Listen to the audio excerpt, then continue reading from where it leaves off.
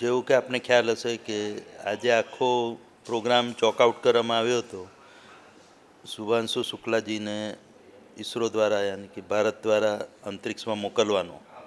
તો એના પાછળનો મુખ્ય ઉદ્દેશ તો અંતરિક્ષની સફર કરવાનો અને અંતરિક્ષનો અનુભવ પ્રાપ્ત કરવાનો હતો, જેથી કરીને જે આપણો મુખ્ય ધ્યેય છે, ઉદ્દેશ છે અને પ્રધાનમંત્રીશ્રીની પ્રેરણાથી જે પ્રોગ્રામ શરૂ કરવામાં આવ્યો છે, ગગનયાન પ્રોગ્રામ, આપણો ઈસરોનો ભારતનો જે ગગનયાન પ્રોગ્રામ છે, જેમાં કે અંતરિક્ષ યાત્રીઓને અંતરિક્ષની સફર કરાવવાનો, સ્પેસ ટ્રાવેલ કરાવવાનો અને એ પછી પૃથ્વી પર સફળતાપૂર્વક અને સુરક્ષાપૂર્વક પાછા લાવવાનો. એટલે કે એક ભારતીય યાન દ્વારા ભારતની ધરતી પરથી ભારતીયોને અંતરિક્ષમાં લઈ જવામાં આવે અને એમની સફર કરાવીને પાછા ભારતની જ ધરતી પર સફળતાપૂર્વક સુરક્ષાપૂર્વક પાછા લાવવામાં આવે.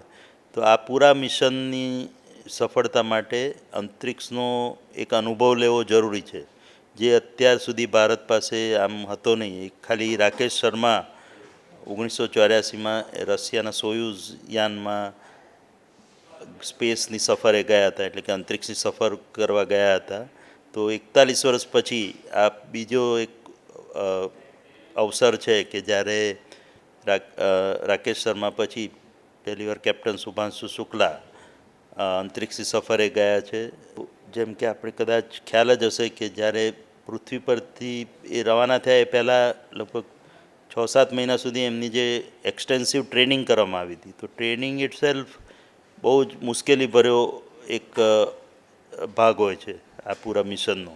એટલે કે અલગ અલગ પ્રકારે એમને ટ્રેનિંગ આપવામાં આવી કે કઈ રીતે અવકાશની સફર કરવી, અવકાશમાં રહેવું, અવકાશમાં ટકી રહેવું, આપણી પોતાની હેલ્થ મેન્ટેન કરવી, શારીરિક ક્ષમતા ચાલુ રાખવી.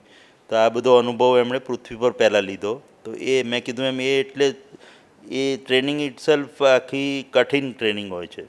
અલગ અલગ પ્રકારના અનુભવ લે, એક્સપેરિમેન્ટ કરે, પ્રયોગો કરે, જેનો પછી ઉપયોગ એ પૃથ્વી પર આવીને આપણા જે ભારતનું પોતાનું ગગનયાન મિશન કરવાનું છે એમાં કઈ રીતે આપણે પ્લાન કરવું, એ બધો આઈડિયા આપણને આ અનુભવ પરથી એમને જે થયો છે 15-20 દિવસનો, સ્પેસમાં જવાનો, સ્પેસમાં રહેવાનો, સ્પેસમાં ટકી રહેવાનો અને સ્પેસમાં એક્સપેરિમેન્ટ કરવાનો, એ બધા અનુભવ પરથી આપણે આપણું ગગનયાન મિશન સારી રીતે પ્લાનિંગ કરવામાં, સારી રીતે એનું એ કરવામાં આપણને મદદ મળશે કે કઈ રીતે એનું આયોજન કરવું, પ્લાનિંગ કરવું અને કઈ રીતે એને સફળતાપૂર્વક પાર પાડવું.